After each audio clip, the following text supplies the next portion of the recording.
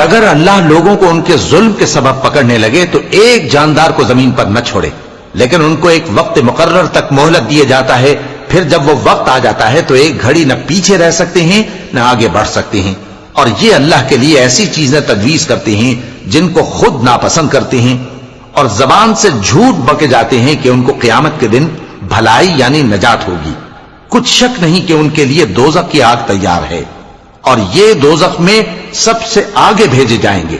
अल्लाह की कसम, हमने तुमसे पहली उम्मतों की तरफ भी पैगंबर भेजे तो शैतान ने उनके करतूत उनको आरास्ता कर दिखाए, तो आज भी वही इनका दोस्त है और इनके लिए अजाब अलीम है। और हमने जो तुम पर किताब नाजिल की है तो इसलिए कि जिस बात में इन लोगों को इख्तिलाफ है तुम उसका फैसला कर दो, और ये मोमिनों के लिए हिदायत और रहमत है। और अल्लाह ही ने आसमान से पानी बरसाया, फिर उससे जमीन को उसके मरने के बाद जिंदा किया। बेशक इसमें सुनने वालों के लिए निशानी है।